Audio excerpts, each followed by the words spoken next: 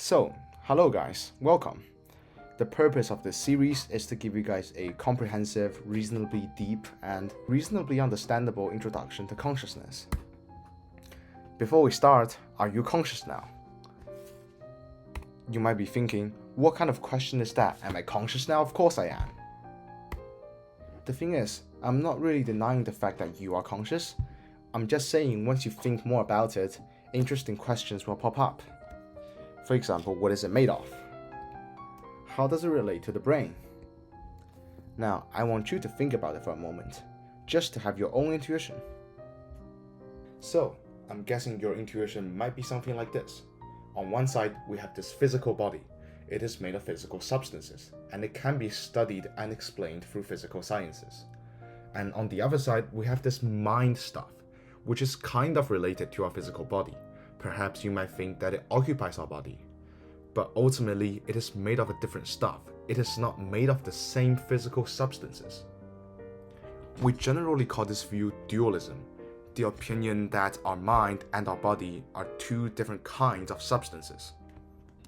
However, this seemingly reasonable intuition might make many of us uncomfortable, because as members of the modern society, many of us believe that science has the ability to account for everything. And perhaps quite rightly so, because science has a pretty good track record of explaining stuff. So, in the eyes of a typical physical scientist, the picture would be something like this.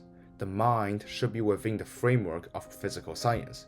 If we study everything there is about the physical world, we should be able to explain the mind. And we call this physicalism. They think consciousness can be fully explained by studying the physical world, and particularly the brain.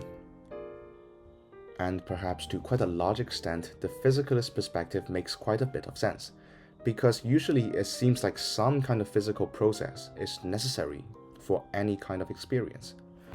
For example, when we are eating a bowl of ramen, we're gonna send the ramen noodle into our mouth, right?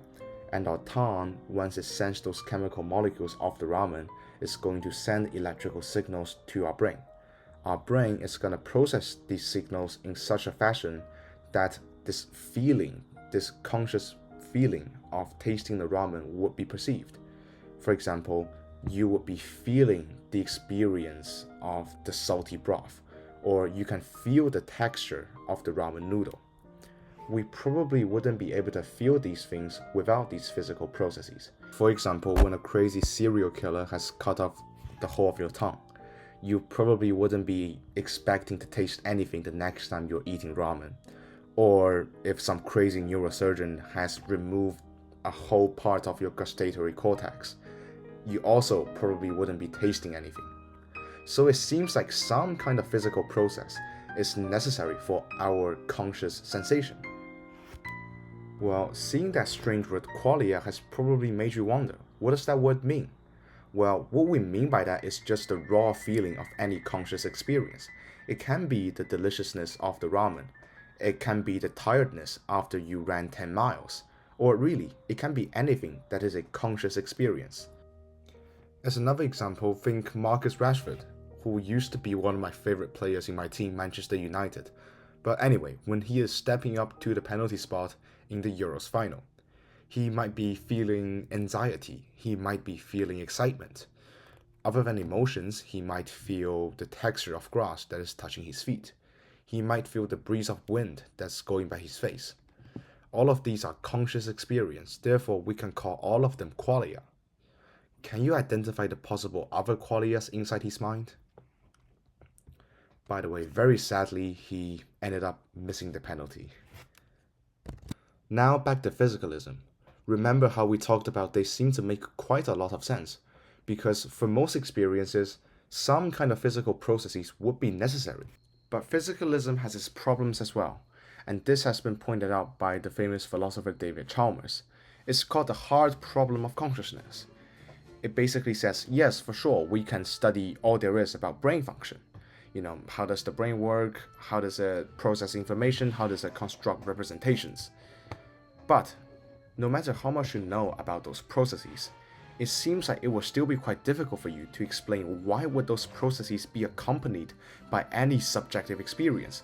Why should those processes have any kind of qualia?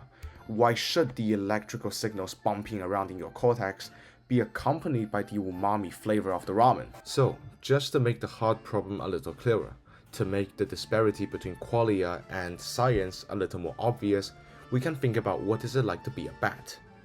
Do you know what is it like to be a bat? I'd imagine most of you will say no, for the fact that we are humans, not bats. We have really different sensory organs and nervous system. But maybe some other of you might say there can be a way for us to mimic what is it like to be a bat. Say if you're really dedicated, you can try to hang yourself upside down in a really moist and dark cave. Perhaps that way, you can know what it's like to be a bat, because that is what they usually do. However, even if you're that dedicated, there is still a special part of the bat's experience that you can't really mimic. There is still a qualia that we can't really feel. That is ultrasound. Something special about bats is that they can perceive ultrasounds. When it receives ultrasound that's bouncing off from stuff, it can sort of create this representation inside its mind, like how we see things. So it's kind of like how we use photons to create this visual experience. A bat can use ultrasound to create another special kind of conscious experience. The thing is, we do not know what is it like to feel that experience. Perhaps a neuroscientist can study everything there is about how does the bat's brain work. But even if the neuroscientist knows how does it work, does that mean he or she will know what does it feel like to perceive ultrasound? Does that mean the neuroscientist will be able to perceive this qualia that has been never sensed before? Probably not, right? Those two things, they seem to be two different kinds of stuff. They don't seem to belong in the same category. So, imagine you're a neuroscientist, you're studying the bat's brain, you're going to more detail, you're going down to more detail, you're seeing the somas and axons of the neurons. And can you imagine, just boom, I know what does ultrasound feel like.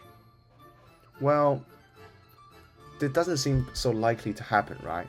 Maybe the neuroscientist will be figure out how does the ion channels open or close, or how does the neurons fire.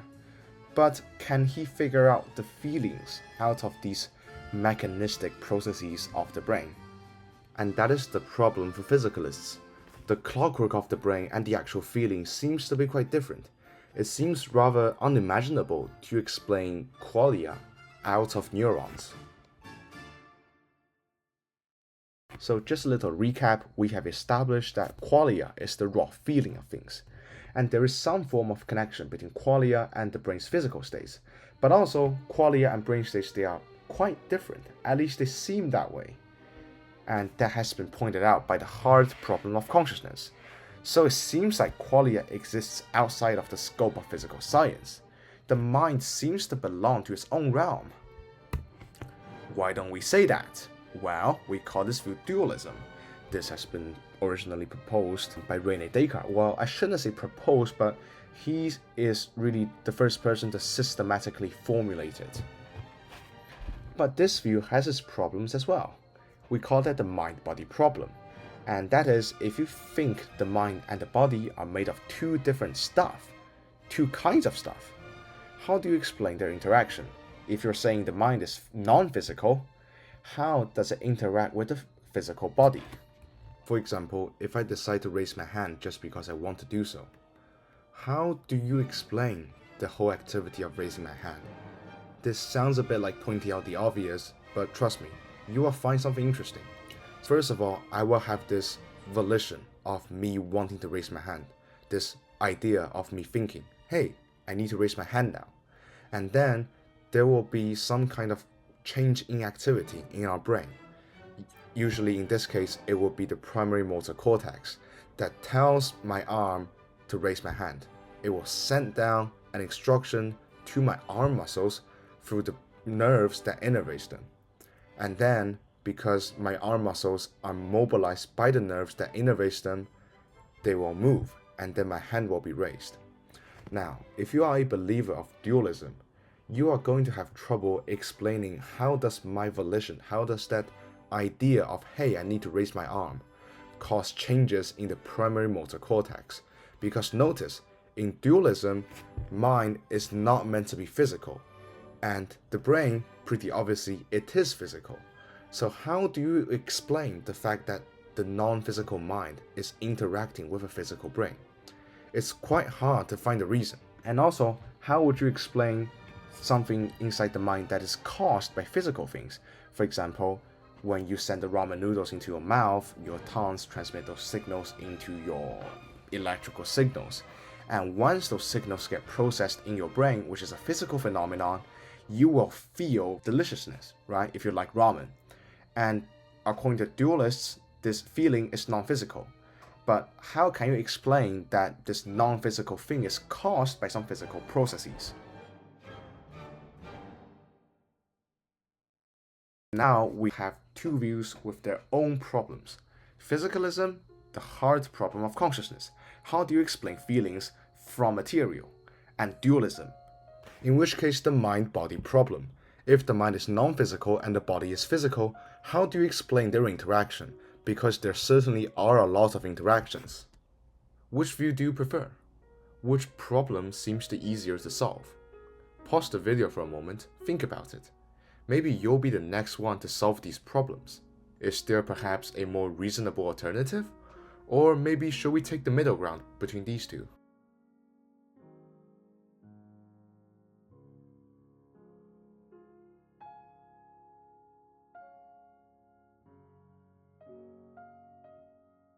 Before I wrap up this first video, I want to talk a little bit about why is it important to study consciousness. For one, it is a fascinating problem, but also it has very, very important clinical purposes. Can you imagine being a loved one of a vegetative state patient? After years and years of hope, of trying to communicate, of trying to wake your loved ones up, yet there is still no response. Can you imagine being that patient? You are trapped inside your body. You may well be conscious, but there is no way for you to express it. Well, wouldn't it be fantastic if there is some way that can express what does the patient think, that can establish some form of communication? In this case, through the study of consciousness, specifically the neurological perspective, doctors have figured out such a way. When a patient wants to say yes, doctors would ask the patient to think about playing tennis. And when the patient wants to say no, doctors would ask the patient to think about walking around his home. The rationale behind this is that playing tennis and walking around his home would use different parts of the brain. And through a device that can monitor brain activity, the doctors are able to distinguish between these two conditions, therefore determining whether the patient wants to say yes or no. That's fantastic, right? With further study of consciousness, maybe one day we can fully recover the consciousness of the vegetative state patient. Are you ready to dive into this fascinating field even deeper? Well, stay tuned. Next video, we are gonna cover Cartesian dualism. If you enjoyed this video, please like, share, and subscribe. This channel is just starting, so I really appreciate your support. See you next time.